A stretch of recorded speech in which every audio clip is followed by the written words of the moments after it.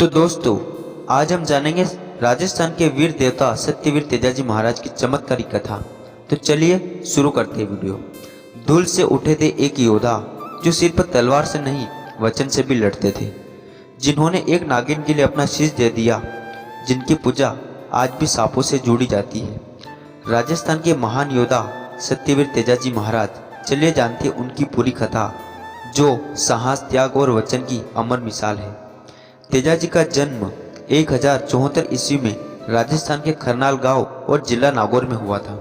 उनके पिता का नाम था धोलाजी और माता का नाम सुगना देवी था।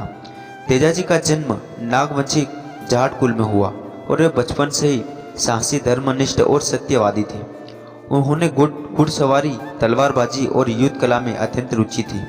कई बार उन्होंने अपने गांव और आसपास के क्षेत्रों की रक्षा भी की थी। तेजाजी का विवाह पवार वंश की कन्या पेमल से हुआ। विवाह के पश्चात वे कुछ समय तक पत्नी के साथ नहीं रह पाए, क्योंकि वे देश सेवा और रक्षा में लगे रहे।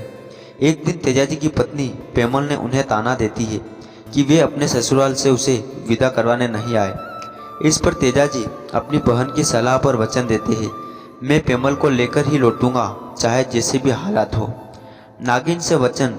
तेजाजी जब अपनी पत्नी को लेने उसके गांव जा रहे थे, रास्ते में उन्हें एक घायल नागिन दिखाई देती है। कुछ चरवाहों ने उसे जला दिया था। तेजाजी उसकी मदद करते हैं, लेकिन नागिन उन्हें डसना चाहती है। तेजाजी कहते हैं, मैं अभी एक वचन निभाने जा रहा हूँ, जब लौट आऊँ तो तुम मुझे डस लेना। नागिन इस वचन को स्वीकार करती है। ससुराल में संकट। तेजाजी जब पत्नी को विदा कराने पहुँचते हैं तो वहाँ पर ससुराल पक्ष अपमानित करता है, लेकिन तेजाजी अपने धैर्य और दृढ़ता से उन्हें समझाते हैं। इसी दौरान गांव पर कुछ डाकुओं का हमला हो जाता है। तेजाजी अकेले ही उन डाकुओं से भिड़ जाते हैं और उन्हें परास्त करते हैं। गांव वाले अब तेजाजी के शौर्य को नमन करते हैं और पत्नी को सम्मानपूर्वक विदा करते हैं। नागिन से वादा निभाना। तेजाजी अब पत्नी को लेकर लौटते हैं और उसी स्थान पर पहुंचते हैं जहां नागिन उनका इंतजार कर रही होती है। उस समय तेजाजी घायल होते हैं, लेकिन फिर भी वचन निभाने के लिए नागिन के सामने खड़े हो जाते हैं।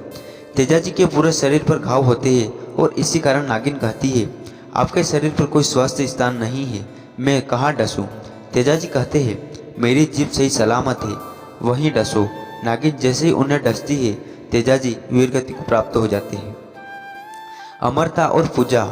नागिन उनके साहस और सत्यव्रत से उनकी प्रभावित होती है कि उन्हें वरदान देती है, तू सदा के लिए अमर होगा, लोग तुझे देवता ही कहेंगे। तेजाजी अब वीर तेजा या सत्यवीर तेजाजी महाराज कहलाए। आज भी राजस्थान, मध्य प्रदेश और हरियाणा में तेजाजी की पूजा होती है, विशेषकर भाद्रपद शुक्ल दशमी को। तेजाजी को सांपों के देवता के रूप में पूजा जाता है। कहा जाता है, तेजाजी के मंदिरों में अगर कोई सर्पदंश से पीड़ित व्यक्ति जाता है तो वह ठीक हो जाता है। राजस्थान के परक्षु, खरनाल, सुरसुरा और पनवार जैसे गांव में उनके भव्य मंदिर है। तेजाजी की पूजा में लोग घोड़े और नाग चित्र अवश्य रखते हैं। तेजाजी सिर्फ एक योद्धा नहीं थे, वे थे सत्य वचन के प्रतीक। उनकी कथा हमें सिखाती है कि अगर इंसान सच्चाई और संकल्प के पथ पर चले तो वह देवता बन जाता है। जय तेजा, जय माता की। अगर आपको यह कहानी पसंद आए तो इसे शेयर जरूर करें और चैनल को सब्सक्राइब करें और बेल आइकन जरूर दबाएं।